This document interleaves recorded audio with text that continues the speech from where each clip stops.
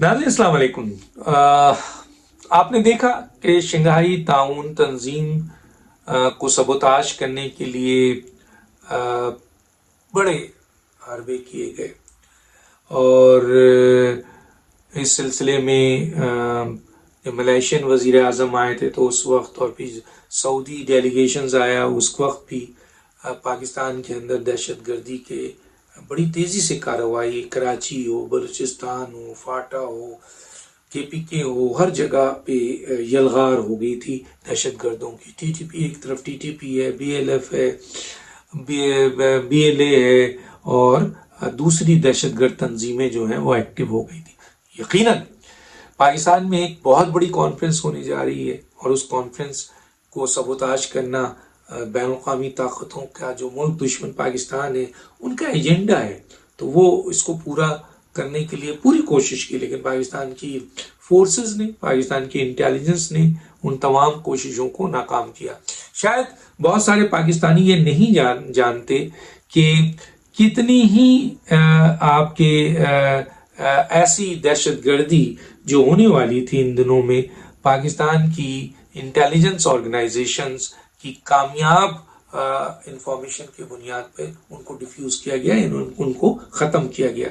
देखें, जो एक्शन हो जाता है दहशत गर्दी का वो तो नज़र आता है, लेकिन बहुत से ऐसे दहशत गर्दी के एक्शन हैं जो होने वाले थे और इंटेलिजेंस की बरवक्त इंफॉर्मेशन से पाकिस्तानी फोर्सेस ने उसको नाकाम किया, तो वो चीज़ें सामने नहीं आती। तो मैं आपको बता रहा हूं कि ये चंद वाकयात तो आपको मिल गए आए और आपने देखा जो बलूचिस्तान में हुआ, कराची में हुआ, KPK में हुआ, लेकिन एक और बड़ी तादाद ऐसी भी है जो अटैक होने वाली थी जिसको पाकिस्तान की इंटेलिजेंस ऑर्गेनाइजेशन की कामयाब इंफॉर्मेशन की बुनियाद पे पाकिस्तान के फोर्सेस ने ऑन द स्पॉट ही उनको ख़त्म कर दिया। तो ये बहुत बड़ी कामयाबी है। अब सवाल ये पैदा होता है कि ये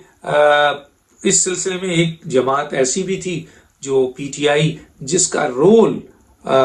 जिसकी क़यादत जो भी फैसले कर रही थी, हम ये नहीं कहते कि मोहब्ब वतन जमात नहीं है, लेकिन उसका अमल किसी भी लिहाज से मोहब्ब वतन नहीं था। एक APC में नहीं जाना, जिसने भी फैसला कराया, मैं बता चुका हूँ ये फैसले कहाँ हो रहे थे, मुल्क के जो क़यादत थी इनके पास वो तो नहीं चाहते थे, जो बाहर क़यादत बैठी हुई थी वो फोर्स करती थी और वो बड़े ताकतवर हैं एक लिहाज से।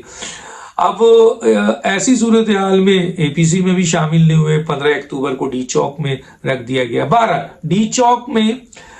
जो इनका PTI का 4 दफा उन्होंने अटैक किया लेकिन वो कामयाब नहीं हुए। 15 तारीख को फिर उन्होंने फैसला किया था कि वो अटैक करेंगे और भरपूर एहतजाज करेंगे। और एहतजाज क्या होता है आपको पता है, इसमें अफगानी भी पकड़े गए थे, असला के साथ लोग पकड़े गए थे। तो मेन डी चौक जो कल्ब है इस्लामाबाद का, अभी इस्लामाबाद को दुल्हन की तरह सजाया हुआ है, दुनिया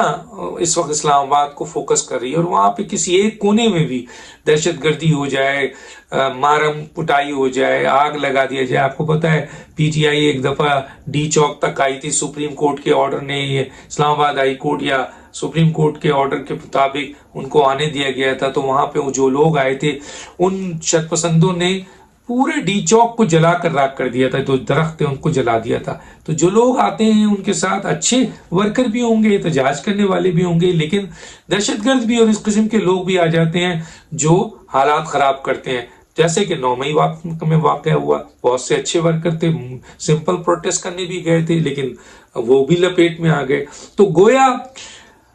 इस सूरत हाल में ये भी हो गया मामला कि जनाब ठीक है, उनकी डिमांड थी कि 2 काम किया जाए। एक की डिमांड थी कि जी इमरान खान की बहनों को रिलीज कर दिया जाए और इमरान खान से उनके पार्टी या वकला को मुलाकात की दावत दी जाए, तो वो ये जो जलसे, ये जो एहतजाज है इसको मौखर कर देंगे और वो मौखर हो गया। अब सवाल ये पैदा होता है कि क्या वाकई इमरान खान साहब बीमार हैं, उनको जहर दिया गया है, कोई उन्होंने वसीयत की थी कि जी मेरी आपके मुझे जो है वो कोई जब फांसी दी जाए तो मेरे ऊपर टोपी ना पहनाया जाए या जो है मुझे क्रिश्चियन कोई फांसी ना दे, क्या इस किस्म की कोई थी? मैं आपको एक बहुत अहम जराए से बताता हूं कि इमरान खान तक जब ये खबर गई कि इस किस्म की बातें میڈیا میں کی جا رہی ہیں کہ ان کو زہر دے دیا گیا ہے یا ان کو پھانسی دی جا رہی ہے، اور پھانسی دینے میں عمران خان نے کوئی وصیت جاری کر دی ہے اور یہ کہا ہے کہ جی کالا جو ہے وہ لباس آپ کے ٹوپی نہ ڈالی جائے اور فندہ نہ دیا جائے اور اوپن دیا جائے اور کوئی کرسچن نہ دے اور فلاں نہ دے، مثلا اس قسم کی گفتگو آپ کو پتہ ہے سوشل میڈیا میں آئی ہوئی تھی اور بے انتہا جھوٹ تھا۔ اس پر خود عمران خان ناراض ہوئے کہ کس قسم کی فضول باتیں باہر کی جا رہی ہیں۔ ایک تو اس بات پہ عمران خان صاحب بہت ناراض ہوئے اور کہا کہ یہ سب فضول اور لغو بات ہے، اس قسم کی کوئی نصیحت انہوں نے نہیں کی ہے، اور اگر نصیحت کی ہے تو ان صاحب کے سامنے کی ہوگی یا بند لفافے میں نصیحت کی ہوگی اور وہ جیل حکام کے حوالے کی جائے گی، نہ کہ ان میڈیا پرسن یا ان صحافی کے حوالے کر دی جائے گی۔ تو اس پر وہ بہت ہنسے اور بڑے غصے کا بھی اظہار کیا، اور دوسرا اس بات پہ وہ بہت زیادہ برہم ہوئے کہ ان کی قیادت ان کے ساتھ سنسیئر نہیں ہے۔ میں بتا رہا ہوں، وہ یہ سمجھتے ہیں کہ ان کی قیادت ان کے ساتھ سنسیئر نہیں ہے اور وہ قیادت وہ فیصلہ کر رہی ہے جو عمران خان کے مفاد میں نہیں ہے۔ میں پھر بتا دوں کہ اس بات پہ بھی وہ ناراض تھے کہ یہ احتجاج ہونا چاہیے تھا، ہر صورت میں ہونا چاہیے تھا، کیونکہ عمران خان کا پوائنٹ آف ویو یہ ہے کہ وہ یہ کہتے ہیں کہ اتنی دنیا آئی ہوئی تھی، اس موقع پہ اگر احتجاج ہوتا تو اجاگر ہوتا کہ عمران خان جو کہ اس ملک کے لیڈر ہیں، پی ٹی آئی کے لیڈر ہیں اور بڑے لیڈر ہیں، ان کے ساتھ زیادتی ہو رہی ہے، ان کو جیل میں بند کیا گیا ہے، ان کو خواہ جیل میں رکھا ہوا ہے اور ان کے ساتھ جو ہے ظلم کیا جا رہا ہے اور ان کو